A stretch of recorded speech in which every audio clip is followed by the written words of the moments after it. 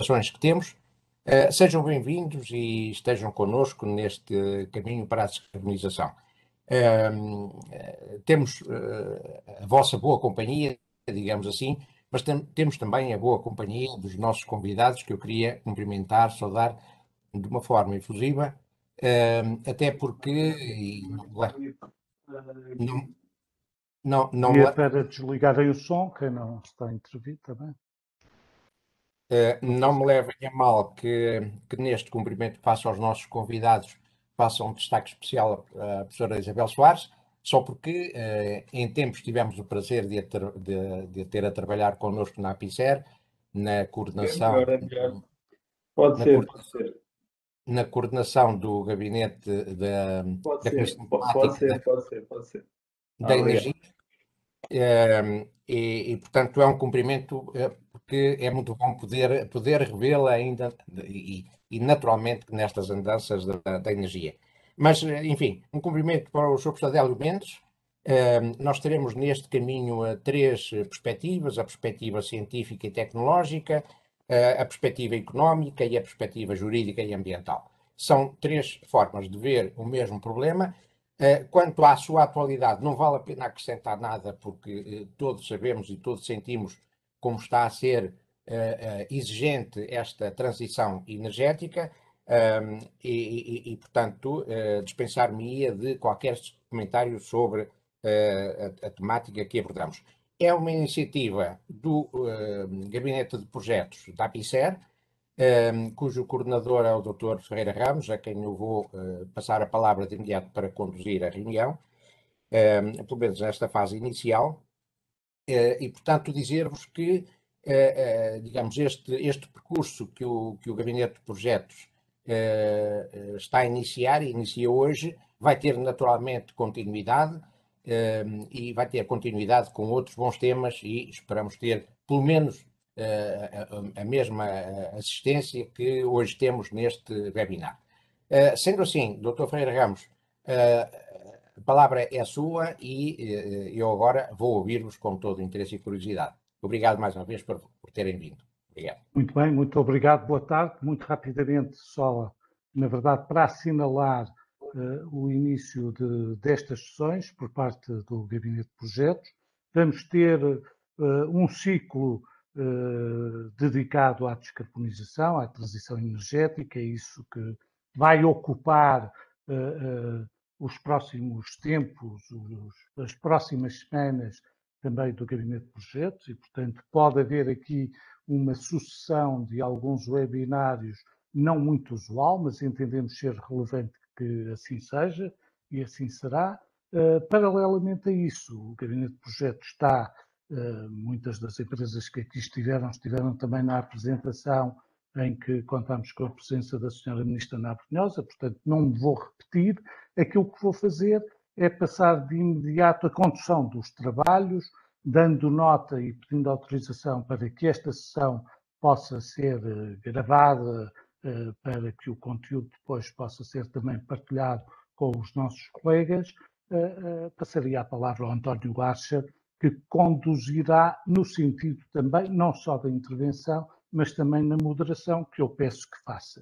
E peço também para, na verdade, quem não está a intervir possa desligar o som, é sempre uma boa prática. António? Então, muito boa tarde a todos.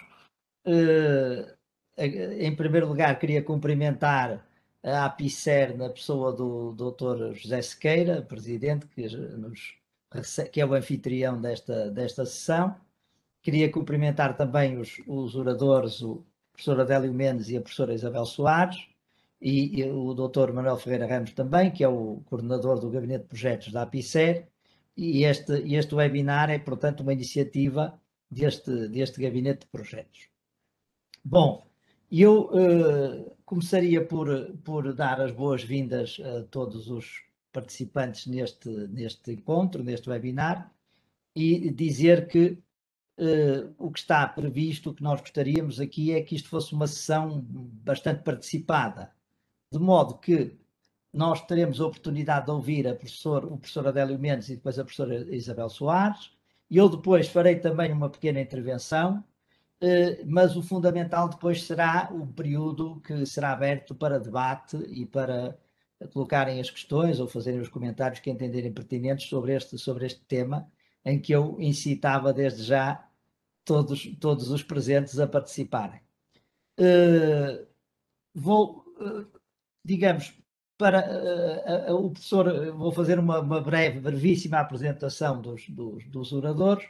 O professor Adélio Mendes é doutorado em Engenharia Química pela Universidade do Porto, professor catedrático da Faculdade de Engenharia, coordena uma grande equipa de investigação com interesses em áreas muito diversificadas, portanto um laboratório associado da FEUP, e enfim, tem trabalhado em células de combustível, em eletrolisadores, em células fotovoltaicas, células solares, células fotoeletroquímicas, reatores químicos de membrana, reatores eletroquímicos, processos de separação. Tem mais de 400 artigos científicos publicados, é autor de 25 patentes e vários livros, e tem realmente muitos projetos financiados, inclusivamente projetos patentes já também vendidas, não é? Para empresas, digamos, internacionais, e portanto é um exemplo de grande mérito da nossa comunidade científica e sobretudo da ligação entre a universidade e a indústria e a economia, portanto, e a realidade, que é uma coisa sempre muito, muito importante. Nós conseguimos fazer esta ligação e esta transferência da ciência e da tecnologia para a prática. A professora Isabel Soares é professora catedrática da Faculdade de Economia da Universidade do Porto, doutorada em Economia pela Universidade Louis Pasteur de Estrasburgo, tem um pós-doc no Virginia Polytechnic Institute da State University. Também tem participado em diversos cursos de mestrado, doutoramento, pós-graduações. Tem cerca também de 200 publicações em revistas científicas internacionais, autora de diversos livros, e desenvolve o seu trabalho digamos, um trabalho muitíssimo brilhante de ensino e de investigação em várias áreas da economia e, em particular, na economia da energia. Portanto, está muito relacionada com esta área da energia e, portanto, que é uma área que nós neste webinar vamos abordar, digamos, de uma forma mais profunda. De modo que, posto isto, eu passava imediatamente a palavra ao professor Adélio Mendes, que será o primeiro a intervir, para fazer a sua apresentação. Obrigado pelas palavras amáveis. Eu então passaria de imediato à apresentação. Cá temos nós.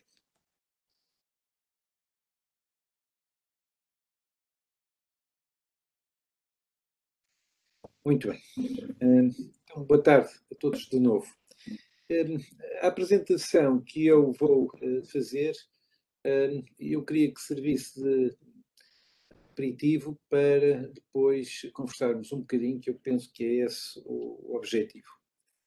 Eu não vou detalhar muito, digamos, a enquadrar as razões por que nós estamos aqui hoje, mas faria uma brevíssima nota, dizendo que neste momento já ultrapassamos os 400 ppm, partes por milhão, estamos em 419 e a subir, continuamos a subir de facto bastante, neste momento quase linearmente, mas aproximadamente linearmente, e vimos a subir desde o início do século. E isto está-se a tornar um problema. Eu ia passar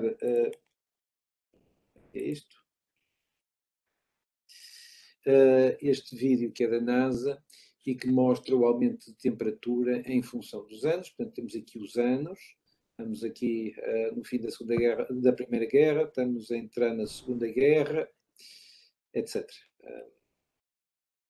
Isto ainda não está muito quente, a crise do petróleo, isto ainda está por aquecer, e quando muda o milénio, multiplicam os problemas. Portanto, isto é o problema, e é um problema sério que temos todos de enfrentar. nós temos efetivamente que fazer a descarbonização e a pergunta é como é que nós podemos fazer a descarbonização e ganhar dinheiro com isso, não é? Aqui eu peço desculpa. Ui, desculpem lá, eu não consigo. Está direito.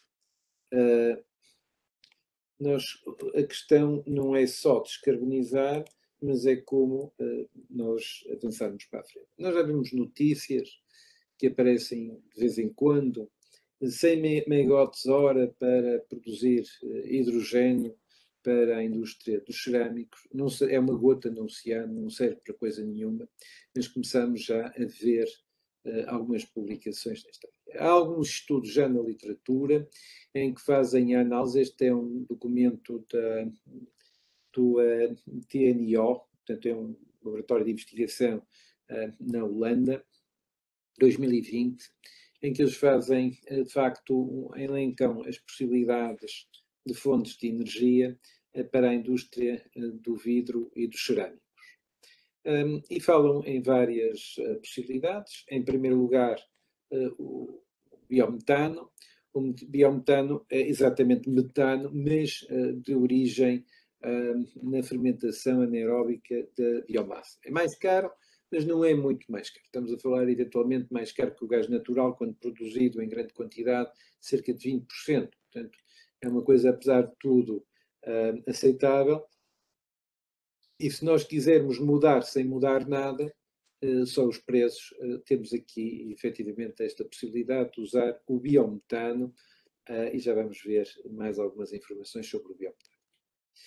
Podemos também usar o hidrogênio. O hidrogênio tem um problema, porque é preciso ainda desenvolver equipamentos, portanto, equipamentos pequenos para uma indústria mais limitada já existe para o hidrogênio. Quando nós quisermos usar o hidrogênio a sério, vai ser um problema. E vamos já ver que o problema é maior que o que nós pensamos. Temos o aquecimento elétrico, que também tem as suas dificuldades. Temos o micro-ondas. O micro-ondas pode ser muito interessante, mas tem de ser estudado, porque há materiais cerâmicos que são transparentes, que têm condução elétrica, refletem a radiação, e os que absorvem, e portanto nós já podemos usar micro-ondas em combinação com outra fonte de calor, porque senão eventualmente estamos a gerar frações de aquecimento não uniformes.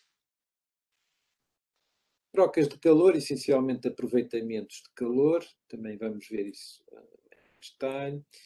Bombas de calor, estamos sempre a falar na parte de secagem aqui, portanto aqui é na parte de postura, aqui de secagem, e depois temos uma série de outras possibilidades que eu entendo que não são tão relevantes assim. Portanto, mudando tudo sem mudar nada, ou mudando nada, mudando tudo, é usar biogás. Mas não existe biogás suficiente para alimentar esta indústria, que é, de facto, muito consumidora de energia. Nós temos aqui uma central de biomassa que foi construída da responsabilidade da FASEC. Na altura que foi construído, era a maior da Europa.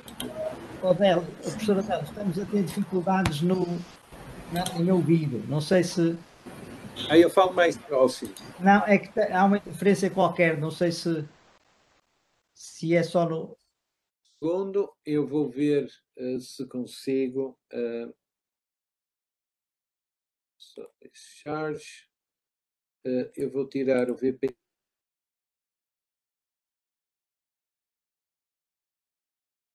E agora, está melhor? Continuo, professor. Eu creio que é o Hugo Bastos que está a fazer alguma interferência, pedir para pôr em silêncio.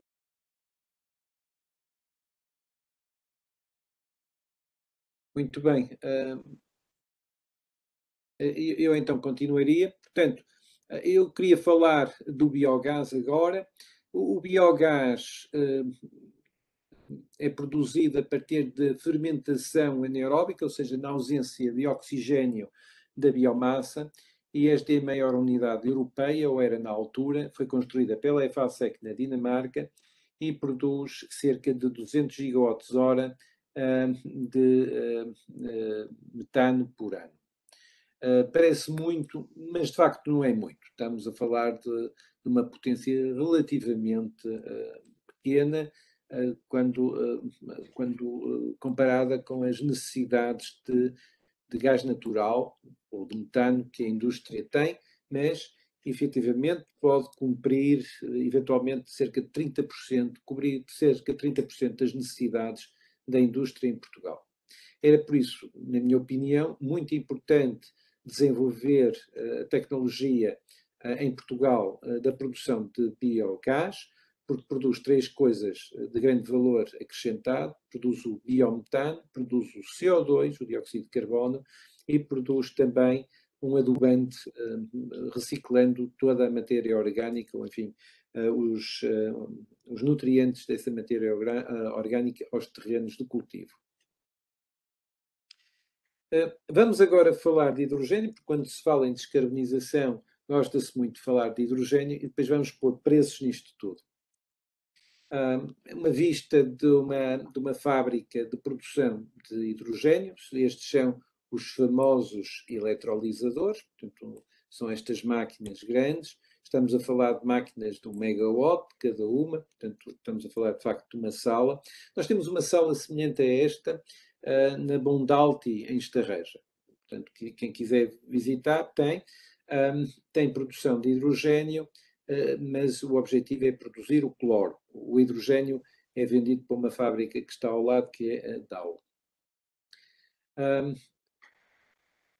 Quando nós falamos de produzir hidrogênio e ter estas máquinas muito potentes, elas têm de ser alimentadas a energia de fonte renovável, caso contrário, o hidrogênio não é renovável. E a fonte de energia renovável em Portugal mais barata, sem dúvida, é o solar. Mas o solar, o sol só está acordado durante o dia. E, portanto, à noite o que fazer? Na estrutura de custos do hidrogênio, cerca de 80%, 75% a 80% do custo do hidrogênio é o custo da eletricidade. O que significa que, sim, é possível parar. Né? O ponto ótimo, que tem a ver, eu aproveito mais eletricidade, mas ela é mais cara, e eu uso menos os eletrolisadores, tem mais custos de CAPEX, anda à volta dos 40% de utilização anual. Ou seja, eu posso ter perfeitamente os eletrolisadores parados à noite, que isso não traz problemas à produção de hidrogênio. Mas se não traz à produção, temos de pensar no armazenamento. E o armazenamento é mesmo problemático e o transporte é problemático. Temos aqui uma ideia do abaixamento dos custos de CAPEX com o tempo temos aqui também um outro aspecto que é bastante importante. Quando nós transportamos gás natural, este é o custo de transporte do gás natural, vamos dizer um ponto médio aqui, que anda à volta de talvez 3 vezes 10 levantado a 11 dólares por quilómetro por jogo. Não importa o que isso é, o que importa é ver as ordens de grandeza. Nós temos aqui, se for o transporte, por exemplo, de gasolinas, temos uma ordem de grandeza abaixo e, curiosamente, se tivermos o transporte quer da eletricidade, quer do próprio hidrogênio, é semelhante e, portanto, existe uma diferença aqui de 10 vezes e aqui de cerca de 10 vezes. O custo do hidrogênio não é, então, só o custo da eletricidade, mas é o custo do transporte. Nós temos aqui um transporte que anda à volta de 30 euros o megawatt-hora. O custo de produção da eletricidade fotovoltaica, se for no sul de Portugal, andará à volta dos 20 euros por megawatt-hora, o que significa que custa mais transportar do que produzir. Mas também vemos que, se produzirmos hidrogênio e o quisermos transportar, estamos com um problema, porque e ele custa muito a transportar. E, de facto, também custa muito a armazenar, e as diferenças são, mais uma vez, é uma ordem de grandeza. Ou seja, se eu tenho um depósito para armazenar metano, e se esse metano me dá para um mês, nós pomos hidrogênio e passa imediatamente 3 vezes menos para 10 dias. Portanto, passa de um mês para 10 dias. E o depósito em si é bastante mais caro. Nós temos as previsões da evolução do preço do gás natural até 2030. Portanto, a azul na Europa, a preto nos Estados Unidos e a cinzento no Japão. E 2020 já passou, estamos em 21 e estamos a assistir efetivamente à subida do preço do gás natural, que se espera que suba bastante até 2030. Ele duplica praticamente o valor, portanto, aqui o valor estará nos 3 euros, ou nos 3 dólares, e aqui passa efetivamente para 7. Portanto, mais do que duplica o seu valor de acordo com isto. Por outro lado, o CO2, bem, o CO2 está já praticamente nos 62 euros. Portanto, é expectável que o preço do CO2 continue a subir e, por exemplo, em 2025, eu estou à espera de cerca de 80 euros por tonelada, 2030 seguramente 100 ou acima de 100 euros a tonelada. Se nós fizermos as contas num Excel e assumirmos, por exemplo, que em 2025 temos um preço de eletricidade de 50 euros o megawatt-hora, portanto 20 para produção, 30 para transporte, que o dióxido de carbono seja 60 euros, já vimos que já está a 60 euros, nós vamos conseguir produzir hidrogênio a 2,7 euros por quilo, o que já fica 8% mais barato do que o fóssil, se tivermos que pagar efetivamente o CO2. Portanto, o fóssil, se tivermos que pagar o CO2, peço desculpa, ainda fica mais caro 7,7%, é ao contrário. Portanto, este é o fóssil, já pagando o CO2, e este é a produção por hidrogênio. Portanto, já muito próximo em 2025. É provável que em 2030 a situação se inverta e eu tenho aqui um cenário para 47 euros por megawatt-hora para a eletricidade e 100 euros por tonelada de CO2 e já temos um ganho na utilização do hidrogênio de 20%. Mas é comparativamente com o hidrogênio fóssil, não é com o gás natural. O gás natural continua a ser mais barato. Aqui mais uns detalhes, não ia entrar em muito por aqui dentro. Portanto, o que é que nós aprendemos? Que o hidrogênio em si renovável será previsivelmente atingirá o mesmo preço que o fóssil em 2030, mais coisa, menos coisa. Mas como o hidrogênio fóssil é produzido a partir do gás natural, nós temos normalmente que pensar que uma caloria de hidrogênio, peço desculpa, uma caloria de gás natural produz 0,7 de hidrogênio. Ponto final. O hidrogênio é 10 vezes mais caro transportar e é muito mais caro, 10 vezes mais caro armazenar. E, portanto, os custos vão ser tremendos. Mas nós temos algumas boas notícias para partilhar. Se eu nos fornos eu enriquecer a concentração em oxigênio do ar que estou a alimentar, eu posso ter ganhos, dependendo aqui da temperatura de operação. Portanto, se nós estivermos na cozedura, estaremos próximos deste limite, dividimos isto por 2, dá cerca de 1500 graus Celsius. Nós podemos, a 30% de oxigênio na alimentação de ar, nós podemos melhorar o desempenho e baixar cerca de 45% o consumo de combustível.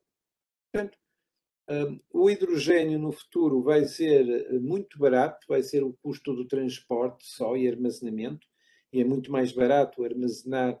Portanto, o transporte e o armazenamento do hidrogênio É um bocadinho mais caro que o metano, mas é à volta do preço do metano. Portanto, não há grandes diferenças entre o metano e o oxigênio. É um pouco mais caro. E, portanto, se eu utilizar oxigênio, eu vou conseguir consumir 45% menos. Ou seja, tudo igual, gás natural, não tem problemas, mas se eu alimentar com 30% de oxigênio, se estiver a 1500 graus, eu já consigo poupar cerca de 45% de energia. Obviamente que se estiver a trabalhar em temperaturas mais baixas, o que se poupa é efetivamente menor. Ora, 30% de oxigênio, todos os queimadores estão preparados para isso. Portanto, não há alterações. As alterações têm um investimento mínimo. Eu, com um investimento mínimo, eu consigo baixar praticamente para metade o consumo de gás natural. E podem-me dizer, epá, isso já resolve o nosso problema até 2030. Pois. Mas enquanto o pau vai e vem, folgam as costas, mas nós temos de estar a trabalhar para um futuro e, portanto, se nós formos capazes de olhar para o futuro de outra forma, preparamos e quando o futuro chegar, nós sabemos enfrentá-lo. Mas este é um dos aspectos mais importantes. Vamos também ver os preços de captura do CO2 por isto. Se eu quiser fazer o gás natural, desculpa, se eu quiser produzir metano sintético, eu tenho que ter hidrogênio e CO2. Eu posso ir buscar esse CO2 à atmosfera, custa 150 euros a tonelada. Eu posso ir buscar este CO2 a sistemas de biomassa. Por exemplo, às caldeiras de biomassa. Custa 50 euros a tonelada. A purificação é o que nós estamos a falar. Se nós formos, por exemplo, à indústria do papel e da pasta de papel, custa 33 euros, biogás custa 23 euros e bioetanol custa 7,5 euros.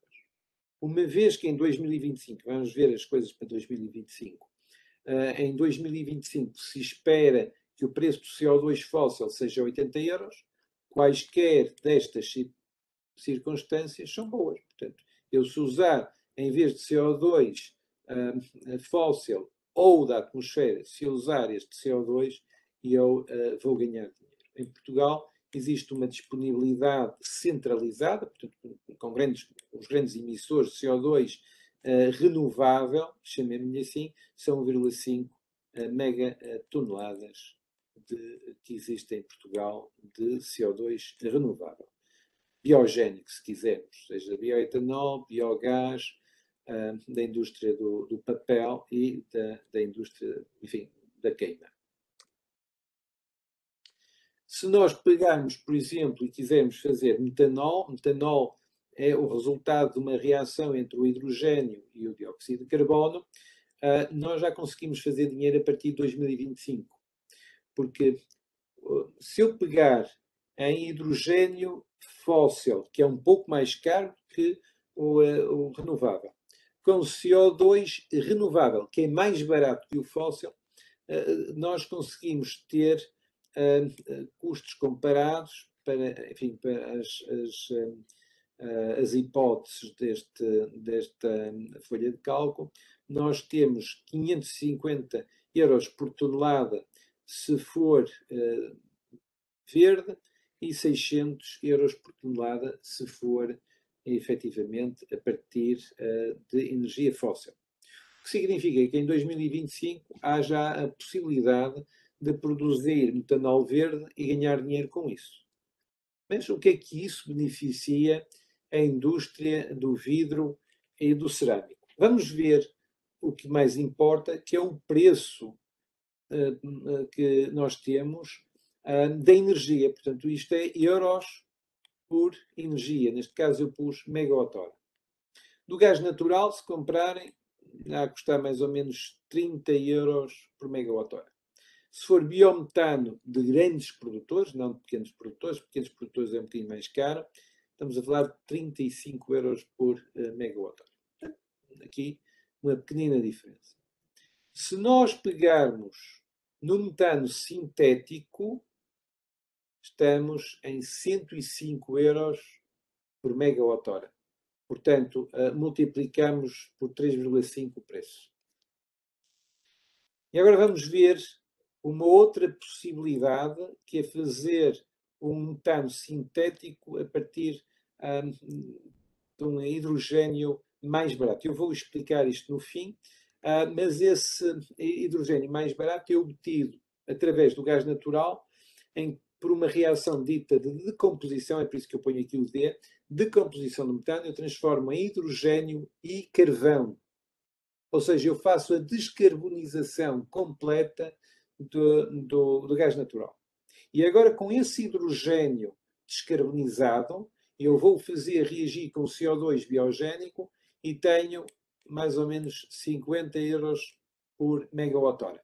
Alto, já começa a comparar mais simpaticamente. Se eu pegar no metanol, que não tem problemas logísticos nenhuns, que é fácil de armazenar, temos 108 euros por megawatt-hora. Ora bem, qual é o problema de nós termos aqui o metano? O metano sintético, não fiz aqui revertir, portanto aqui tem aqui as hipóteses, que é o CO2 custa 65 euros a tonelada, o fóssil, e o CAPEX é 10%. Se nós usarmos hidrogênio verde, esse hidrogênio verde não é despachável, no sentido em que é preciso armazenar, ter custos de armazenamento intermédios, gasómetros, etc. Portanto, é expectável que este preço, que só leva em conta o preço das matérias-primas, 10% de CAPEX, foi as contas simples que eu fiz, não leva em conta custos de armazenamento intermédios e, portanto, este valor é provável que suba acima do metanol verde.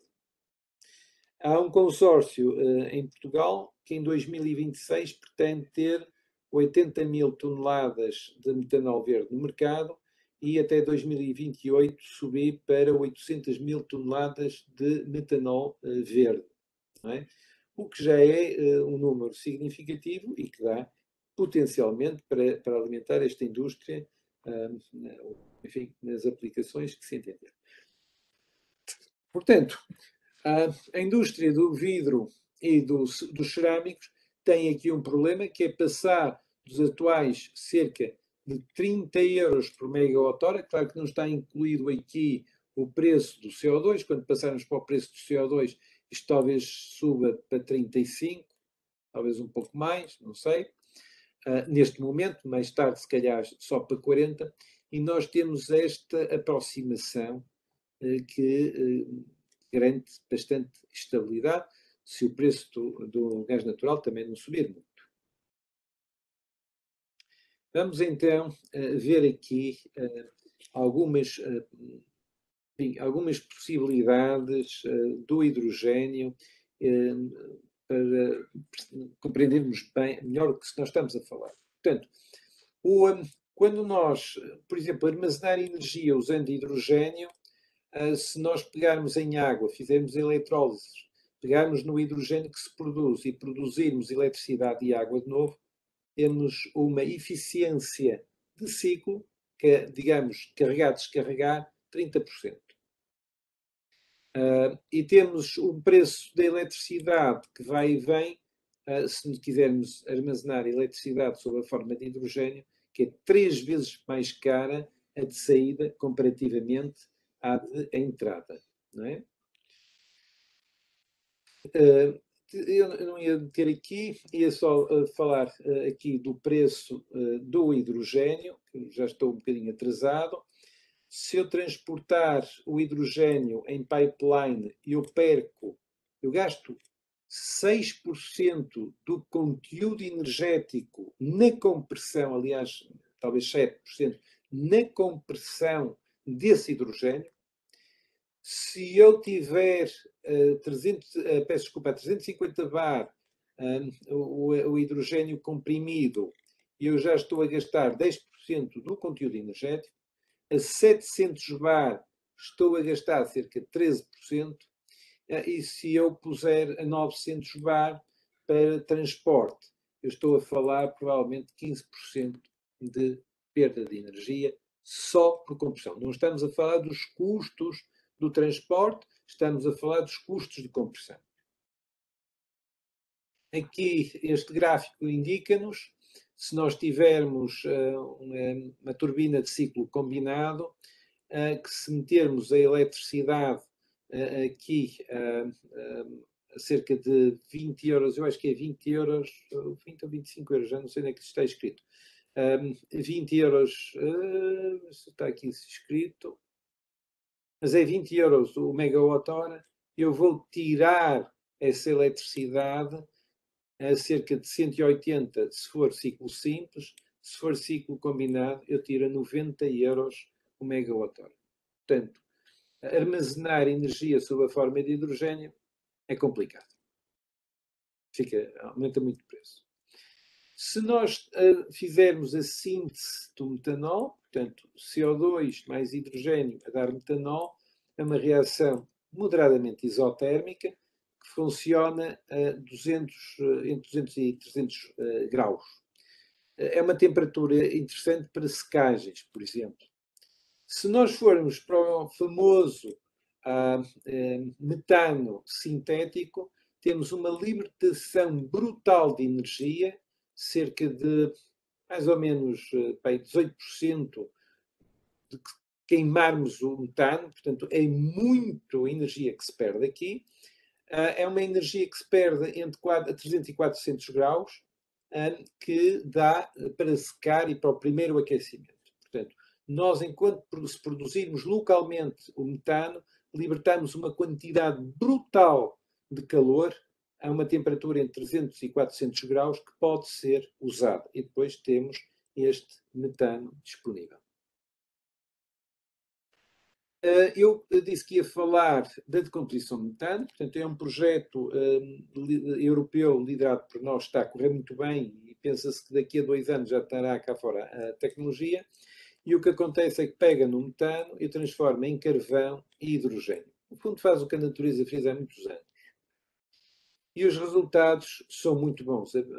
Há concorrentes mas que não têm, aqui a DBSF, trabalham a mais de 1000 graus, nós trabalhamos a 550 graus e temos, de facto, muito sucesso. Tem aqui o reator, o desenho do reator, alguns resultados experimentais, e de facto tem aqui o reator e a formação deste carbono que se forma. Este carbono, este processo produz hidrogênio sem CO2, que é mais barato e que nos vai permitir produzir metano sintético aos tais 48 euros por megawatt-hora, que já compara bem, sobretudo se pensarmos em 2030, já comparará bastante bem com o preço do metano, do gás natural, se tivermos que pagar o CO2. Portanto, em 2030 é possível que os custos sejam já muito próximos. Tem aqui alguns estudos de custos, portanto isto é o preço do gás natural, foi obtido aqui nestes sites do biogás, aqueles que eu indiquei há um bocadinho. Se nós produzirmos hidrogênio por decomposição do metano, nós vamos conseguir 1,9 euros por quilo. Se for a partir do biogás, nós conseguimos 2,2 euros por quilo. A partir do biogás, se pensarem bem, a natureza produziu a biomassa, nós fazemos a fermentação anaeróbica da biomassa que produz CO2 e hidrogênio. Se nós pegarmos, metano e CO2, se nós pegarmos nesse metano e fizermos a decomposição, estamos a tirar CO2 da atmosfera. Portanto, aqui produzimos hidrogênio e tiramos CO2 da atmosfera e transformamos em carvão, que depois pode servir para a construção de casas, de estradas, etc. E era isto que eu queria trazer cá hoje. Eu peço desculpa se calhar demorei um bocadinho mais do que eu devia. Estou disponível, efetivamente, para perguntas e para respostas. Muito obrigado, professora Adélio Mendes. Eu passava já a palavra à professora Isabel Soares, então, para a sua intervenção. Muito obrigada. Eu começo por agradecer o convite da APICER e da Asher Consulting, e em especial a APICER cumprimentar na pessoa do seu presidente, o Dr. José Sequeira. É um prazer voltar aqui a estar perante este auditório e juntamente com o meu colega Adélio, cuja reputação é inexistível, e acabou de nos provar isso.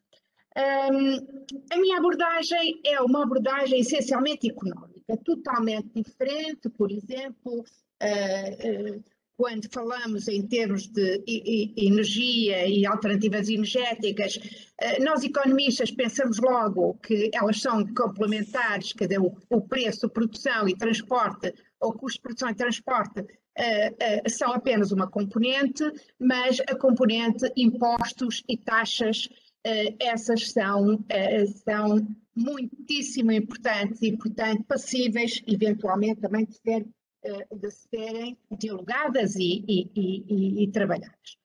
Eu passaria já, então, à apresentação. Basicamente, esta intervenção visa o quê? Visa traçar um panorama do que são os 5 subsetores e a performance dos 5 subsetores da cerâmica, em termos económicos, em termos ambientais e em termos energéticos, que aparentemente é bastante boa, mas depois tentar identificar qual é o tipo de exposição ao risco perante um novo enquadramento ambiental e a legislação que já saiu e que vai sair, não é? E que vai sair e entrará em vigor rapidamente, para tentar, digamos assim, colocar os pés no chão e saber, ok, é com isto que nós lidamos, o que é que temos aqui, que problemas é que temos, onde devemos apostar mais forte, onde devemos dialogar mais, onde é que devemos ter mais atenção em termos de estratégia, em que subsetores? Ora bem, é basicamente isto, e com isto eu passaria de imediato à apresentação. Basicamente, nós quando falamos de reindustrialização, nós o que estamos agora é a pensar em termos de economia circular. Por outro lado, isso pressupõe que a indústria tenha uma leitura ampla do ecossistema e, em termos concretos, vejamos, nada disto deve ser desligado do contexto estratégico, do contexto de negócio, do contexto estratégico, porque tudo deve estar integrado. Portanto, qualquer opção ou novo enquadramento regulatório ambiental e energético tem que estar sujeita à capacidade da indústria se reconverter, mas para isso é preciso vender. Para isso é preciso reduzir os seus custos e é preciso vender.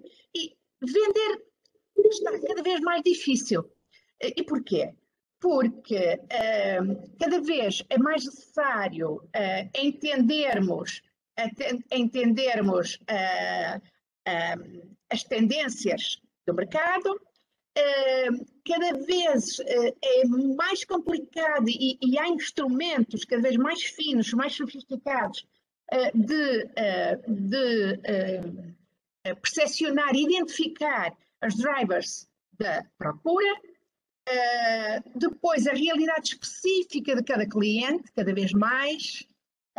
Por fim, e já que estamos em economia circular, de facto, também é muitíssimo importante compreender a componente de matérias-primas e o enquadramento regulatório, que é um enquadramento europeu, e, portanto, desde logo para exportações extra-espaço europeu, pode esbarrar logo com condições assimétricas de concorrência, e mesmo no contexto europeu sabemos que há um campo ainda razoavelmente amplo para a legislação nacional, que pode não ser exatamente igual. Ora bem, o que é que nós temos na cerâmica? Principalmente uma grande diversidade na composição da indústria. Temos basicamente 5 subsetores. Temos um peso económico desses subsetores completamente diferente e, a juntar a tudo, problemas energéticos e ambientais específicos de cada subsetor. No seu todo, é verdade que a indústria cerâmica é responsável por 1,2% do volume de negócios da indústria transformadora. Eu estou a apontar dado de 2019, que é considerado, como sabem, o ano paradigmático, por 2020 não foi de todo um ano que se possa facilmente tomar como referência para comparações. Emprega 18.375 trabalhadores, tem 1.139 empresas e em 2018, não temos dados definitivos de 2019, representou 0,5% do PIB. Mas como estão a ver aqui, eu tenho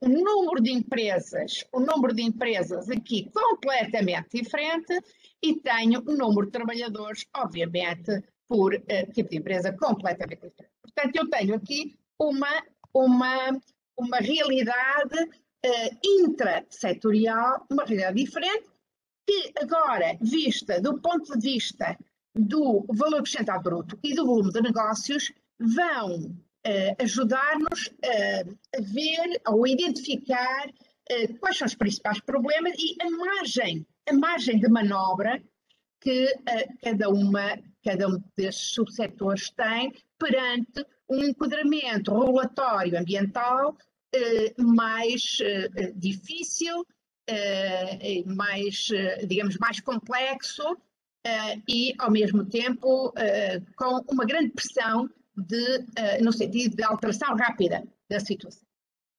Olhando para o gráfico da esquerda,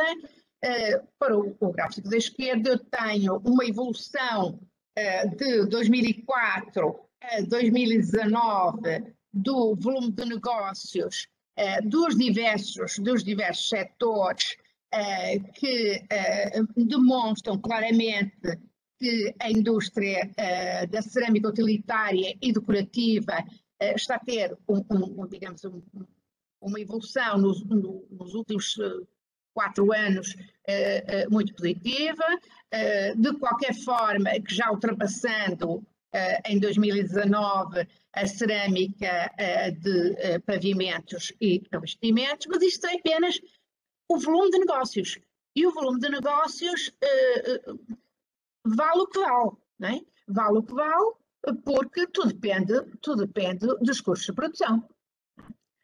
Por outro lado, no VAB, e aqui peço desculpa que apresento o VAB a preços correntes, mas o intuito era ver a evolução ou a composição melhor e não a evolução entre 2004 e 2019. O que nós nos apercebemos é que a cerâmica utilitária e decorativa realmente é muito forte e tem vindo a aumentar o seu VAB no total da indústria cerâmica e de pavimentos e revestimentos tem vindo a amortecer.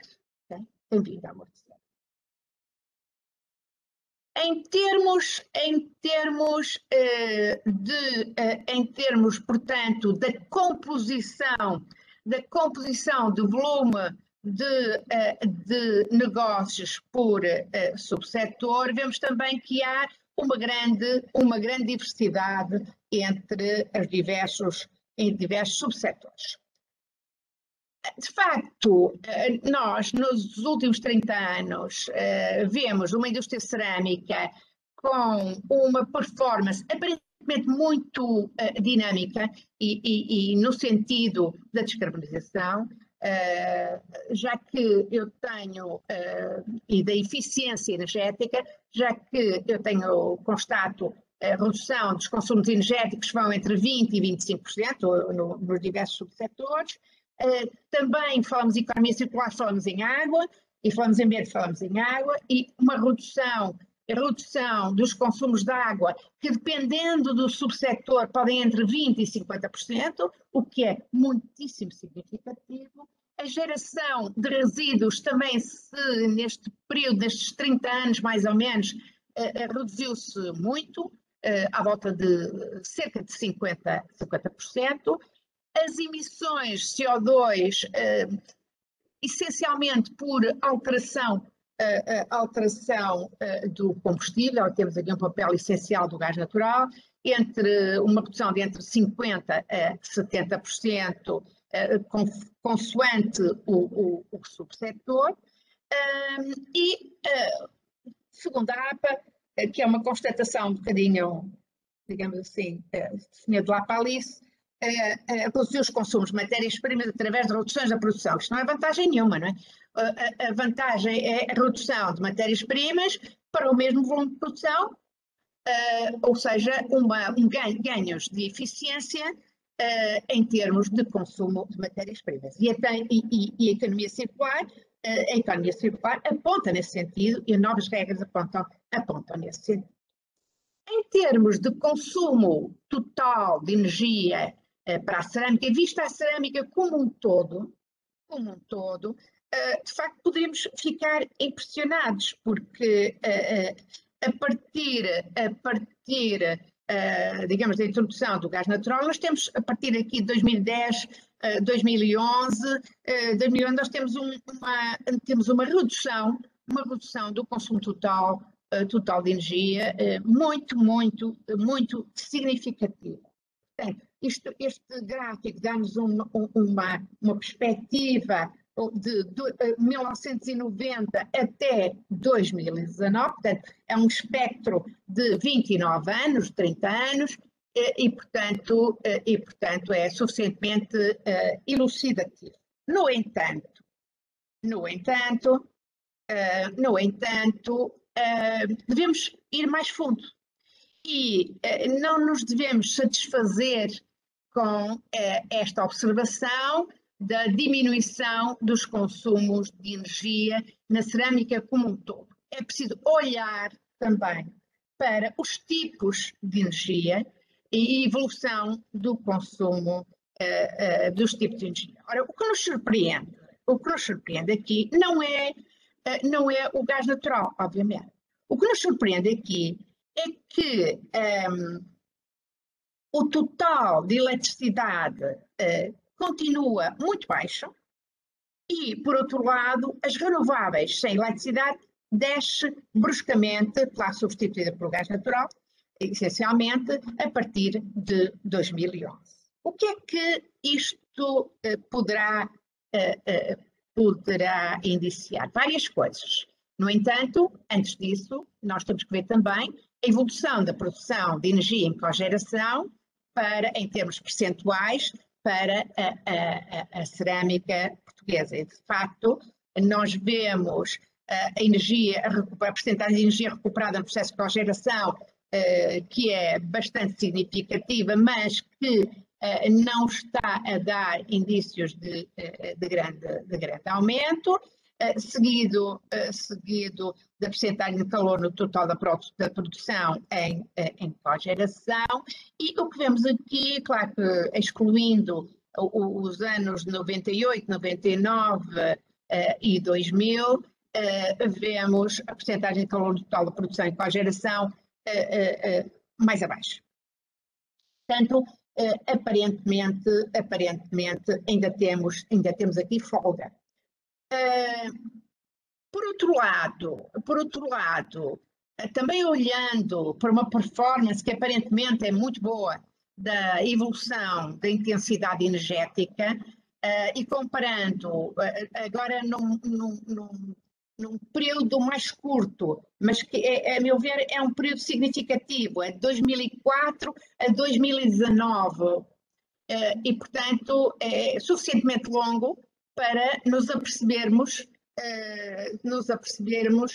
do que está a passar. Obviamente que temos que aqui ter muitos cuidados na leitura, porque atravessamos aqui 2011, 2012, 2013, até mesmo 2014, mas principalmente 2011, 2012, 2013, que como nós sabemos, anos muito complicados, em que o crescimento económico, a economia entrou em recessão e houve uma recessão nos próprios países objeto das exportações portuguesas. Portanto, temos que ler isto com muito, muito cuidado, não é? Muito, muito cuidado. Mas, de qualquer forma, temos aqui uma performance sempre no bom sentido, apesar de se observarmos depois intrasetorialmente, haja bastante diversidade neste comportamento nos últimos anos. Se eu olhar então para o nível intrasetorial, portanto, não olho para a cerâmica como um todo, mas olho para os subsetores e olho principalmente para os produtos, porque é aqui que nós temos que apostar, ir ao nível cada vez mais fino da análise, a ver onde é que é possível atuar, onde é que deve ser preferencial atuar, porque temos que estabelecer prioridades, certo? Ora bem, em termos da cerâmica estrutural, temos o tijolo e a telha ou tijolo face à vista. Obviamente que na telha nós temos aqui emissões muito elevadas por CO2 por toneladas, quilos de CO2 por tonelada. Mas olhando para o restante, temos que aqui há duas observações logo a fazer.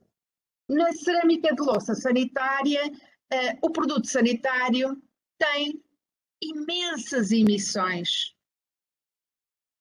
Por outro lado, na cerâmica utilitária e decorativa, na louça, então, temos emissões que vão desde 900 a 1250 quilos de CO2 por tonelada. Portanto, o que é que agora nós temos que pensar?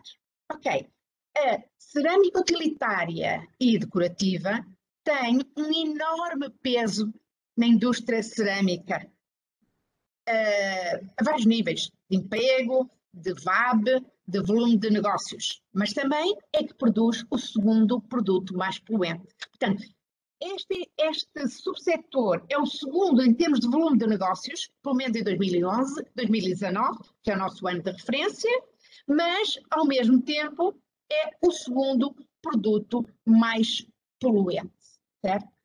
Portanto, aqui já começamos a descer a um nível que nos permite, em minha opinião, começar a analisar, a fazer uma análise mais fina dos problemas. De uma forma geral, isto numa adaptação com os dados da APA publicados já em 2021, nós temos aqui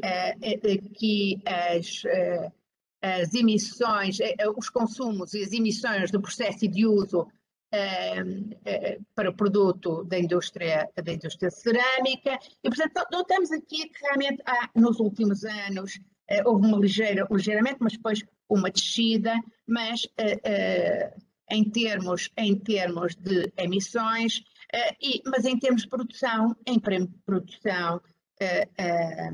e digamos, a relação produção-consumo por quantidade também a descer, mas no último ano sim, de uma forma bastante significativa. mas muito, se repararem, muito ainda não se pode traçar uma tendência propriamente, não é? E, portanto, em 16, 17 e 18 e 19, ou principalmente até 18, 16, 17 e 18, nós temos um rácio produção-consumo que até aumentou. Portanto, é necessário constatarmos se há aqui estabilidade e tendência efetivamente decrescente ou não, decrescente e decrescente de uma forma significativa e consistente.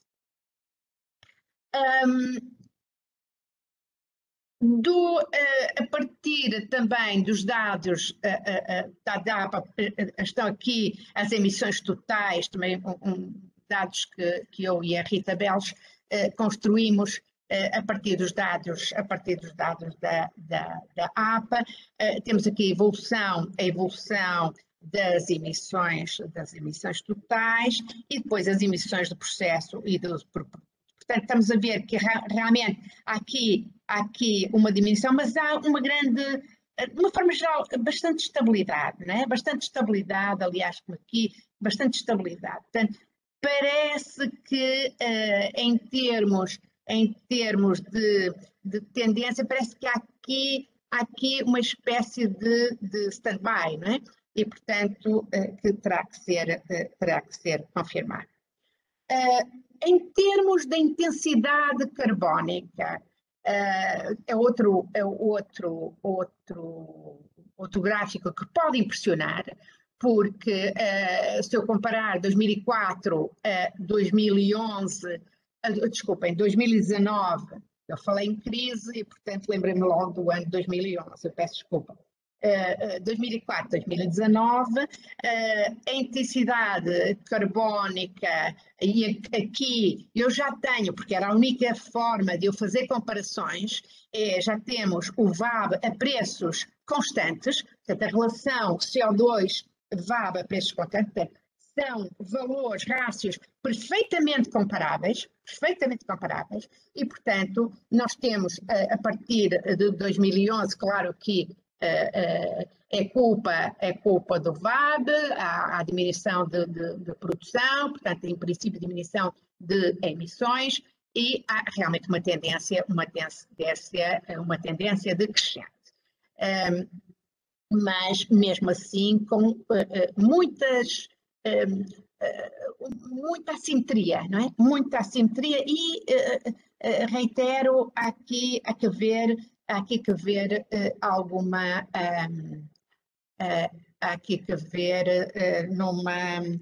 numa perspectiva mais fina, não é? Mais fina. Eu peço desculpa. Pronto. O que é que então neste momento poderíamos sintetizar? Eu não gosto deste slide, sinceramente, não gosto. Mas peço desculpa porque foi tudo preparado,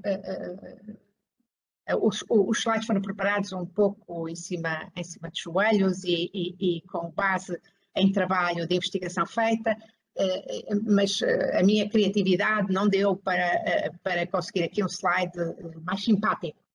Portanto, o que é que nós constatamos?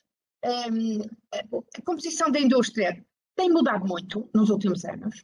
Portanto, hoje a cerâmica utilitária e decorativa é a mais importante em termos de emprego, em termos de geração e em termos de geração de riqueza, a cerâmica utilitária e decorativa e a de pavimentos e revestimentos. Por outro lado, e eu queria frisar isto, transversalmente a indústria continua muito exposta ao risco de preço e ao mercado de licenças de emissão e às licenças de emissão. Extremamente vulnerável. Eu queria chamar a atenção também para outra questão.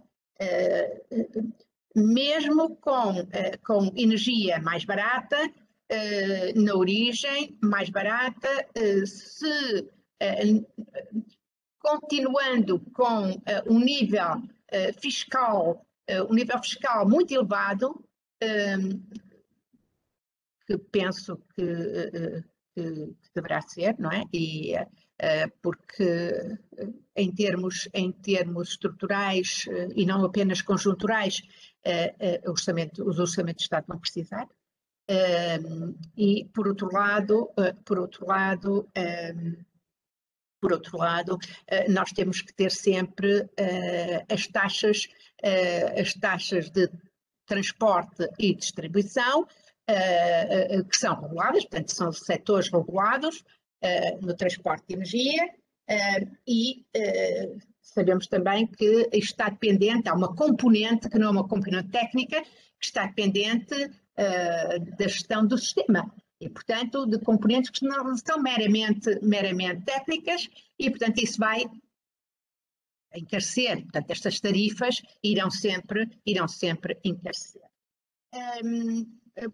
Por outro lado, o que é que se tem visto é que, embora a utilização da biomassa seja considerada uma alternativa, mas de facto não se verificou essa substituição, em parte pela estrutura fundiária, em parte pelas necessidades específicas de cada subsetor. Portanto, há aqui especificidades dentro de cada setor que nós não podemos pensar só na cerâmica em todo, não é? Temos que descer fundo em termos de cada setor. Por outro lado, o hidrogênio. Isto vendo o que o meu colega Délio brilhantemente apresentou. O problema é incerteza em termos de preços da energia e o comportamento, não só do hidrogênio, mas também o comportamento tendencial dos preços das licenças de emissão. Portanto, de certeza que a situação se vai agravar, mas há uma dose substancial de incerteza. E perante a incerteza é o risco que não pode ser quantificado, mas que nós tratamos como se fosse risco. Portanto, tem que ser assumido em termos de projetos. Todo projeto de investimento deve assumi-lo e deve assumir cenários que podem não ser necessariamente simpáticos. E, portanto, apesar da performance da indústria cerâmica, que pode ser considerada uma boa performance, porque vemos que em termos energéticos, em termos ambientais, como um todo, a indústria cerâmica se tem comportado bastante bem, face à redução das licenças disponíveis e a escassez que se prevê dessas licenças de emissão no futuro, nós vamos ter um impacto particularmente direto e grave, principalmente na produção de telhas e acessórios, nos pavimentos em grés e porcelânico em ciclo completo e nos revestimentos monoporosos em ciclo completo. Atualmente, das empresas abrangidas pelo comércio de licença de emissão, cerca de metade de facto são da cerâmica, mas atenção, é que o subsetor da cerâmica utilitária decorativa não está abrangida. E isto é bom, é uma boa notícia. E porquê? Por certa forma vai proteger este subsetor, pelo menos nos tempos mais próximos, vai proteger este subsetor que é fortemente exportador. O que é que temos então a notar, e eu vou tentar acabar brevemente. Há realmente, como se viu num gráfico anterior, notou-se uma súbita redução das renováveis sem eletricidade. A eletricidade continua em valores muito reduzidos, há uma forte preferência pelo gás natural, obviamente com um historial de preços que felizmente tem vindo a mudar muito.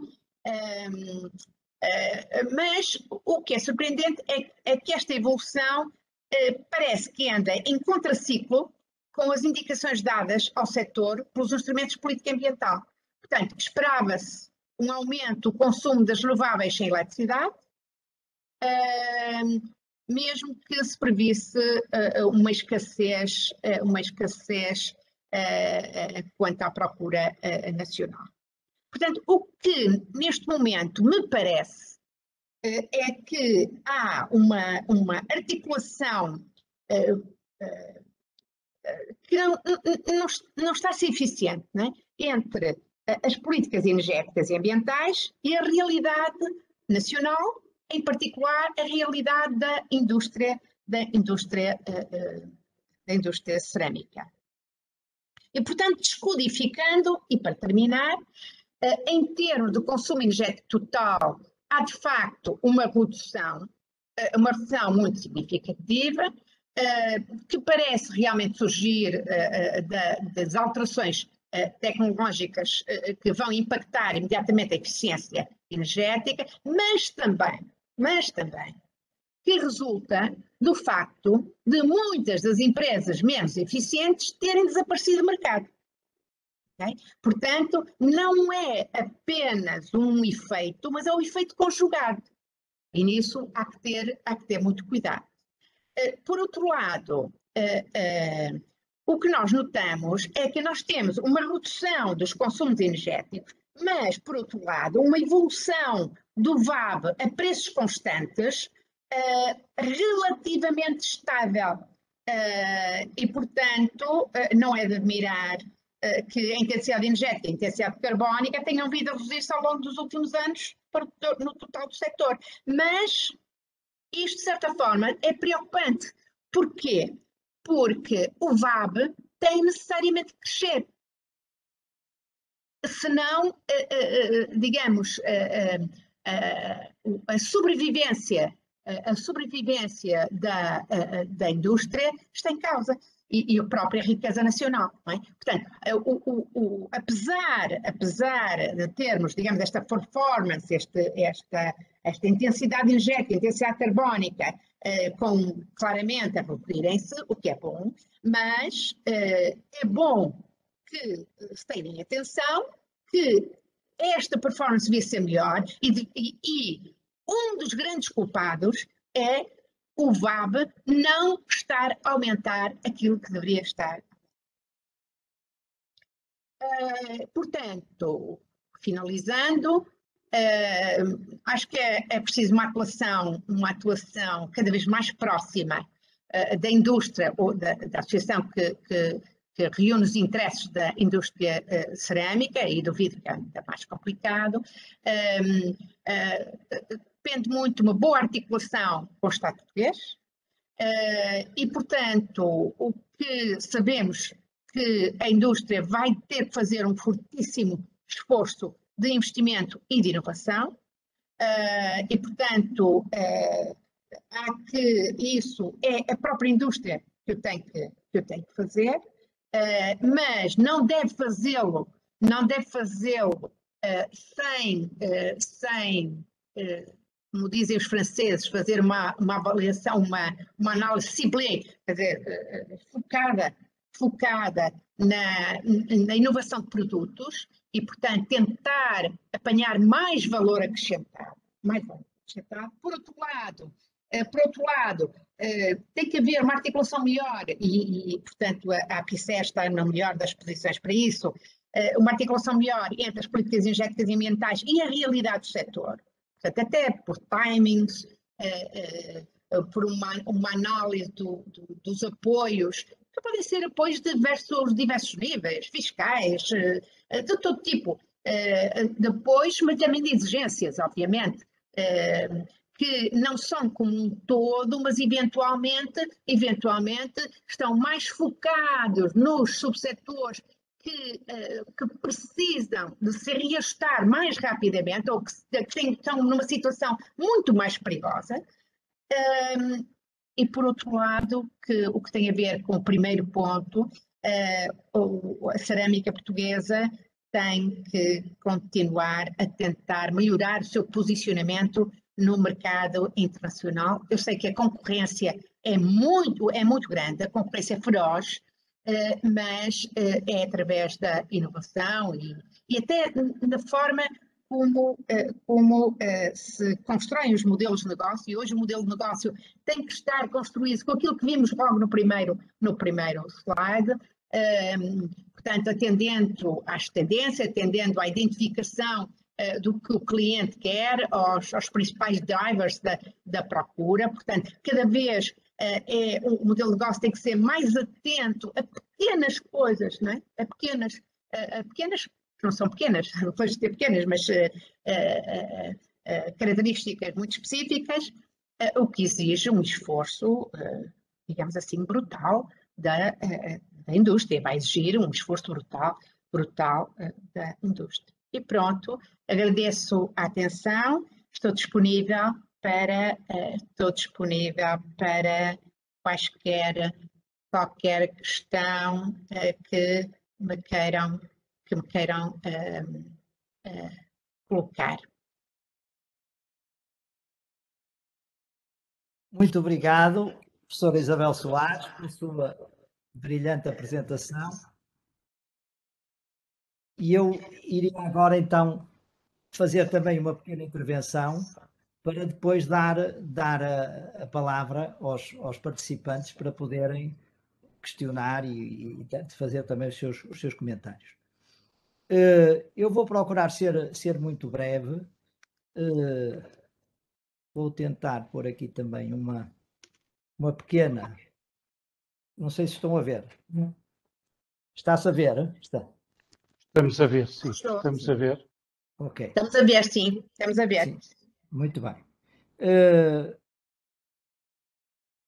Eu vou, portanto, vamos ver se eu ponho isto para funcionar, procurar muito rapidamente o que é que eu iria falar. Eu iria falar na perspectiva jurídico-ambiental, digamos assim, falar um bocadinho do papel do direito enquanto instrumento político para impor, digamos assim, determinadas direções na sociedade e determinadas regras do ponto de vista ambiental.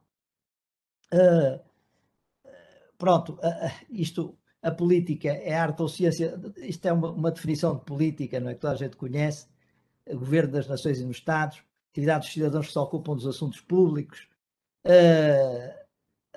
mas o que eu queria falar fundamentalmente é na questão das políticas públicas. Portanto, as políticas públicas consistem nas ações que o Estado desenvolve com vista a resolver os problemas e assegurar o desenvolvimento dos diversos setores da sociedade.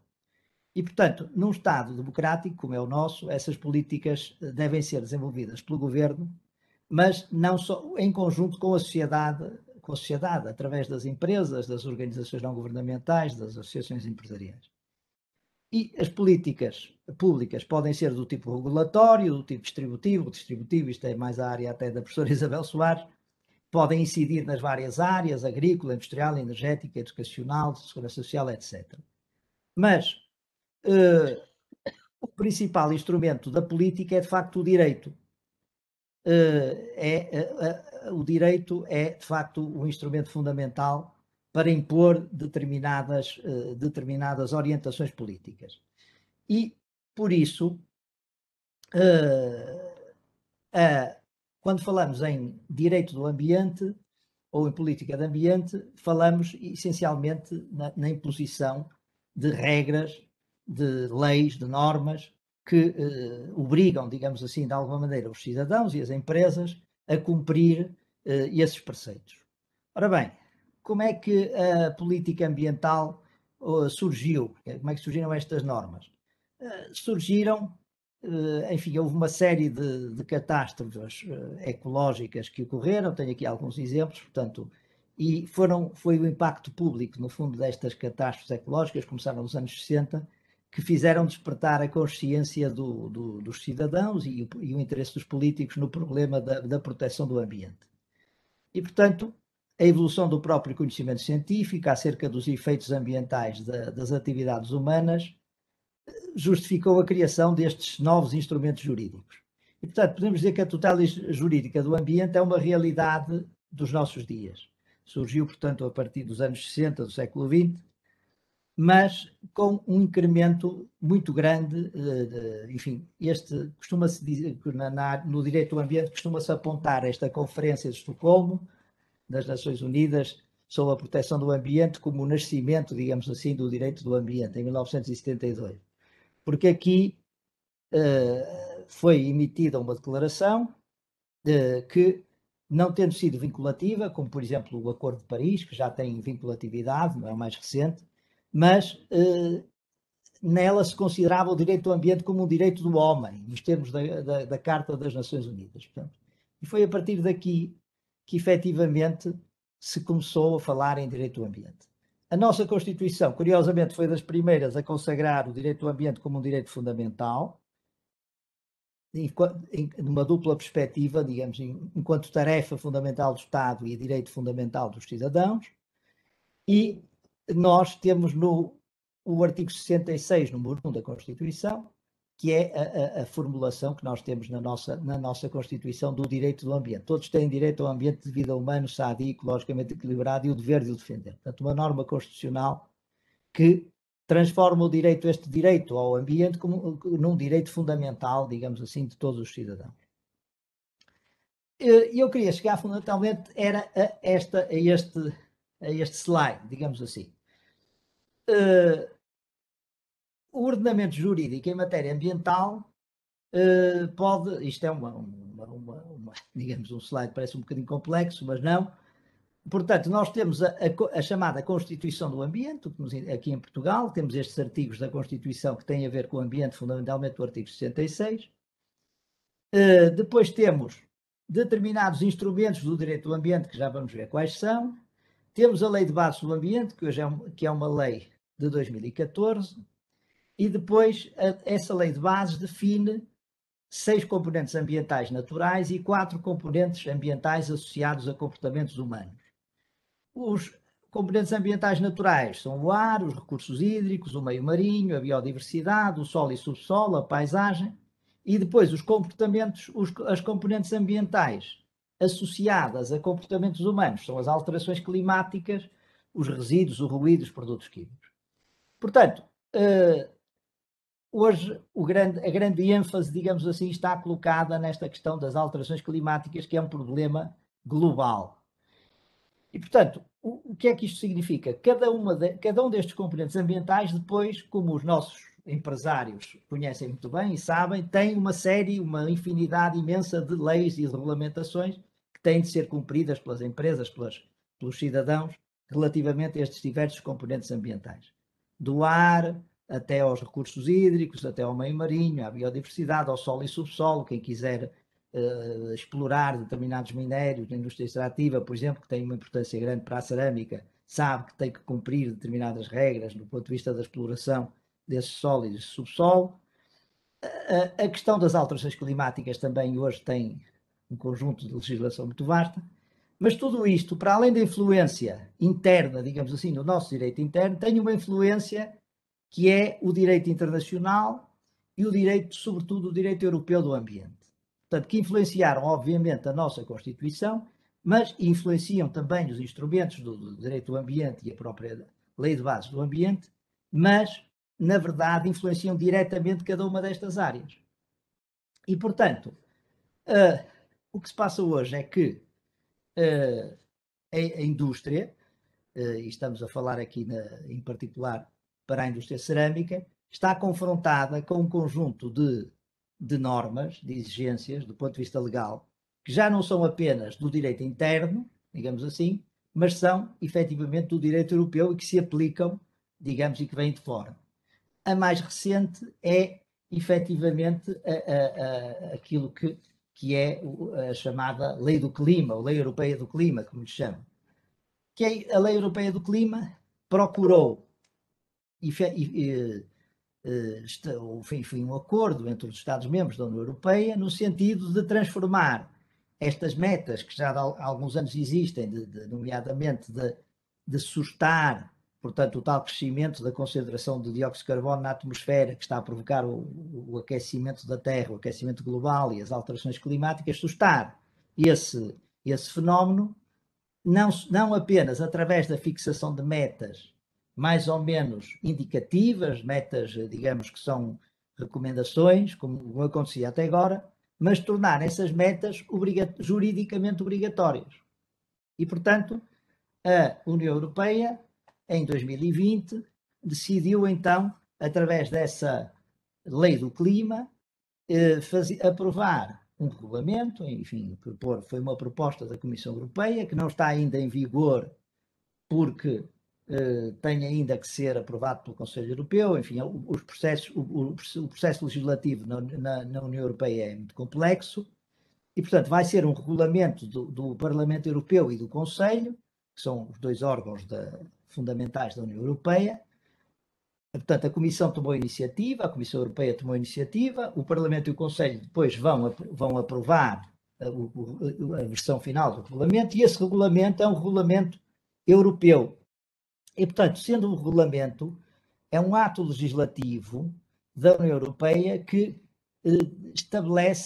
tem uma diferença relativamente à diretiva. A diretiva são as tais orientações, obriga os Estados a caminharem num certo sentido e dá aos Estados a possibilidade de poderem, aos Estados-membros, a possibilidade de poderem ainda adaptar, digamos assim, aquilo que a diretiva diz à sua realidade própria e portanto, têm que fazer a chamada transposição, que todos nós já ouvimos falar, a transposição da diretiva para o direito interno.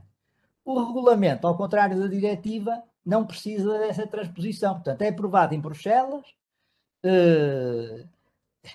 felizmente é traduzido também em português, porque é traduzido nas várias línguas da União Europeia, mas nós não temos qualquer intervenção na sua elaboração, diretamente, nós, cidadãos portugueses, obviamente temos também representantes, quer no Parlamento Europeu, portugueses, quer no Conselho, mas esse regulamento tem imediatamente aplicabilidade direta no nosso território. Portanto, é uma lei, funciona como se fosse uma lei que fosse publicada no Diário da República, inclusivamente com valor até superior ao direito inteiro. E, portanto, estão a ver o que é que isto significa para os cidadãos, e nomeadamente para a indústria e para as nossas atividades económicas, que nesta matéria do clima, estas metas que eram até agora apenas indicativas, a descarbonização, a redução de 55% até 2030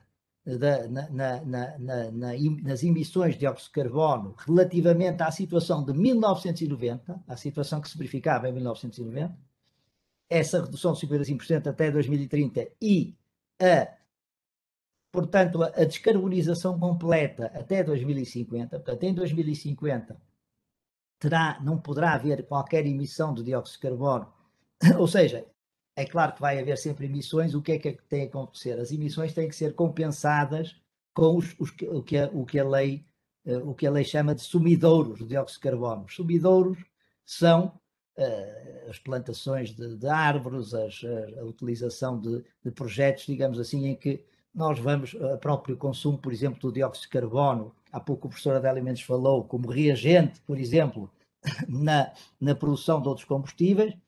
Portanto, a utilização, o sequestro, a captura e sequestro do dióxido de carbono é, digamos, um sumidouro do dióxido de carbono. Portanto, nós podemos continuar a emitir, o que temos é que compensar essas emissões com os tais sumidouros, e a produção líquida, digamos assim, de dióxido de carbono tem que ser de zero em 2050.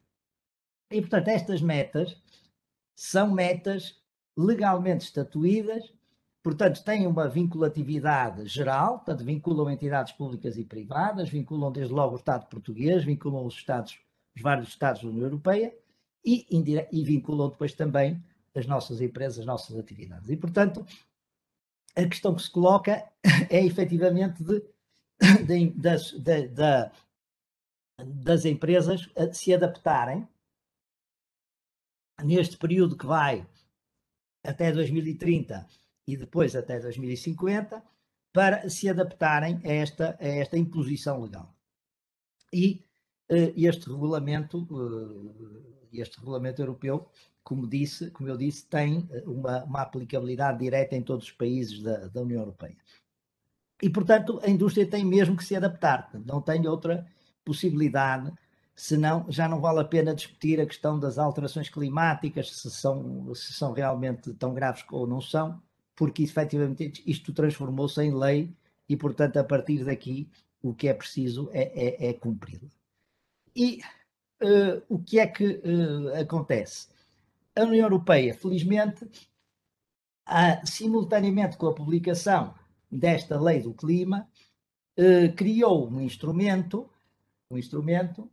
que é o Pacto Ecológico Europeu, que é uma espécie de envelope financeiro. Isto é, a União Europeia tem consciência que a indústria vai ter que se adaptar, vai ter que realizar investimentos, vai ter que portanto, vai haver a chamada transição justa, digamos, ou seja, vai haver atividades industriais que vão ter que encerrar, pura e simplesmente. Nós já tivemos o encerramento, por exemplo, das centrais térmicas, não é? Das centrais térmicas, da Central Térmica de Sines, e a União Europeia, tendo consciência disso, criou este envelope financeiro, que no fundo é uma quantia muitíssimo significativa de dinheiro, que vai ser aplicada para ajudar, por um lado, as empresas e a indústria, sobretudo, a adaptar-se a esta realidade e, por outro lado,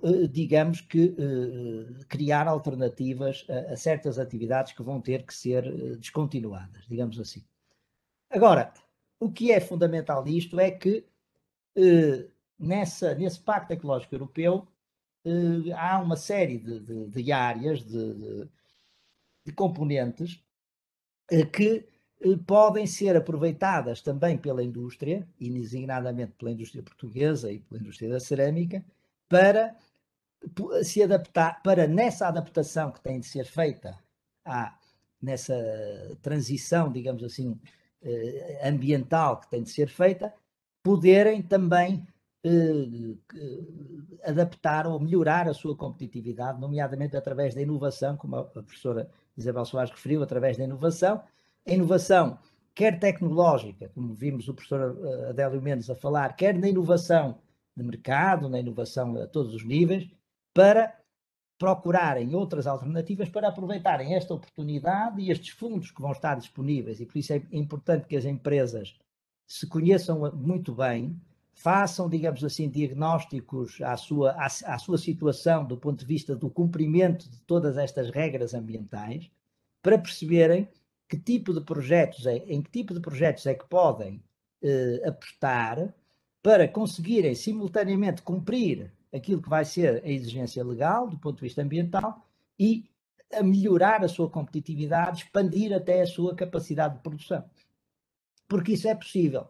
E nós não podemos correr o risco de esta grande revolução que vamos assistir se transformar numa certidão de óbito, digamos assim, da nossa indústria. Não podemos correr esse risco, porque nós precisamos muito da indústria em Portugal, e para desenvolver o nosso país não podemos ser meramente um país de serviços e de turismo, temos que ter indústria, porque se formos um país apenas de turismo, depois tudo aquilo que precisamos de consumir temos que comprar ao estrangeiro, e portanto as divisas que entram pelo turismo saem depois para comprar os produtos de que precisamos, e por isso nós temos que aproveitar esta oportunidade para reforçar, daí, digamos, o tema deste nosso webinar, a reindustrialização. Portanto, aproveitar esta transição, e aqui a energia tem uma componente muito forte, porque as alterações climáticas estão essencialmente relacionadas com a energia, mas não apenas a energia, porque os outros aspectos ambientais, nomeadamente a diminuição da produção de resíduos, a valorização dos resíduos, a economia circular, são também aspectos essenciais para o cumprimento destas normas ambientais, que agora começam efetivamente, partimos para há quem fale já numa terceira fase do direito do ambiente, o direito, digamos, até quase mais repressivo, digamos assim.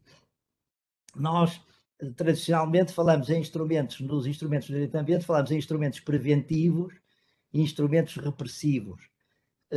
Os instrumentos preventivos, temos a informação, o planeamento, os instrumentos económicos e financeiros, como é o caso destes instrumentos agora que a União Europeia criou, instrumentos de avaliação, todos nós conhecemos a avaliação de impacto ambiental, o licenciamento, os instrumentos de melhoria do desempenho ambiental, a próprio controle, fiscalização e inspeção, e depois temos os instrumentos repressivos, e aqui temos, começando pelos mais simples, mas que podem às vezes até ser mais graves para as empresas, temos a responsabilidade civil por danos ambientais, que hoje também já tem uma diretiva comunitária e tem já uma lei interna em Portugal, e que a partir do momento em que de facto há um fortalecer do direito do ambiente e há um law enforcement, digamos assim, na área do ambiente, esta responsabilidade civil por danos ambientais pode se tornar um problema para as indústrias. Portanto, as indústrias, se não se adaptarem, se não tiverem de facto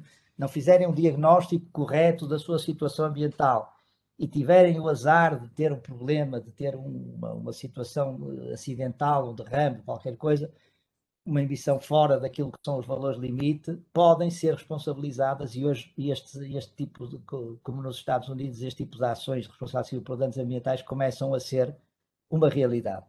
Depois temos as contornações ambientais, que são todas as empresas as conhecem, não é?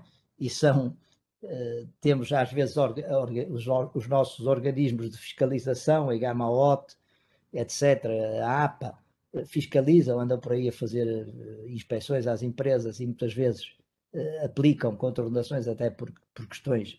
E são normalmente, as coimas são muito elevadas, não é? E são muitas vezes até injustas do ponto de vista da gravidade das infrações, portanto é importante as empresas prevenirem também, porque depois, claro que se podem sempre defender das contornações ambientais, mas é sempre preferível prevenir e adaptar-se antes de as cometer, e mesmo os crimes ambientais, não é? Portanto, temos já previstos também no nosso ordenamento jurídico crimes ambientais que inclusivamente dão penas de prisão para os responsáveis por esses crimes. E, portanto, estão a ver que este direito do ambiente e estes instrumentos são, enfim, acompanham todo este movimento de reforço da proteção do ambiente em termos jurídicos. Para terminarmos, eu ia falar-vos um bocadinho